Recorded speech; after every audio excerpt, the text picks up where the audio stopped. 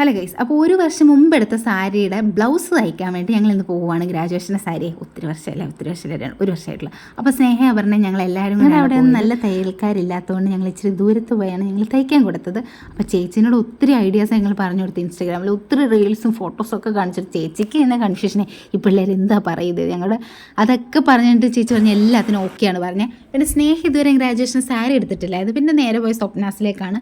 അപ്പോൾ അവൾക്ക് വേണ്ടിയിട്ട് സാരി എടുക്കുവാണ്. അപ്പോൾ അവിടുത്തെ ചേച്ചിമാർ ചോദിച്ചു ഏത് മോഡലാണ് വേണ്ടത്, എങ്ങനത്തെയാണ് വേണ്ടത് എന്നൊക്കെ ചോദിച്ചു. ഞങ്ങൾ പറഞ്ഞു ചേച്ചി ഞങ്ങൾക്ക് ഇതിനെക്കുറിച്ച് യാതൊരു ഐഡിയ ഇല്ല, ചേച്ചി എടുത്ത് കാണിക്ക് എന്ന് പറഞ്ഞു. ഞങ്ങൾക്ക് സത്യത്തിൽ ഒരു ഐഡിയ ഇല്ല, അവൾക്കാണെങ്കിൽ പിന്നെ ഒട്ടും ഐഡിയ ഇല്ല, എന്താ എടുക്കേണ്ടതെന്ന് പോലും അറിയത്തില്ലായിരുന്നു. അതാണ് ഈ പറഞ്ഞുകൊണ്ടിരിക്കുന്നത്. ഞങ്ങളുടെ ഇഷ്ടത്തിന് ഇപ്പോൾ എടുക്കാൻ വന്നേക്കുന്ന രീതിയിലാണ് അവൾ നിൽക്കുന്നത്.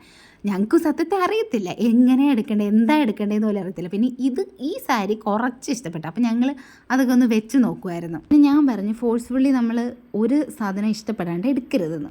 അപ്പോൾ ഞാൻ ഓർത്ത് ഇത് എൻ്റെ കളർ പോലെ ഉണ്ടല്ലോ എന്ന്. പിന്നെ മഞ്ഞ എടുക്കുന്നു, പച്ച എടുക്കും, ബ്ലാക്ക് എടുക്കുന്നു, പച്ച എടുക്കുന്നു. എനിക്കങ്ങനെ ഞങ്ങൾക്ക് ആർക്കും അങ്ങനെ ഇതൊന്നും ഇഷ്ടപ്പെട്ടില്ല. ഇതിന് ആ ഗ്രാജുവേഷൻ്റെ വൈബില്ല. അതിൻ്റെ ഇടയ്ക്ക് ഞാനൊരു പർപ്പിൾ സാരി കണ്ടു ഗൈസ്. അപ്പോൾ എനിക്കത് ഭയങ്കര ഇഷ്ടപ്പെട്ടു. എനിക്ക് പർപ്പിൾ എന്ന് പറയുന്ന കളർ ഭയങ്കര ഇഷ്ടമാണ്. അപ്പോൾ അവൾക്കതൊന്നും കിട്ടാത്തതുകൊണ്ട് ഗ്രൗണ്ട് ഫ്ലോറിൽ പോയിട്ട് നമുക്ക് തുണി അങ്ങനെ മെറ്റീരിയൽ നോക്കാമെന്ന് വിചാരിച്ചു.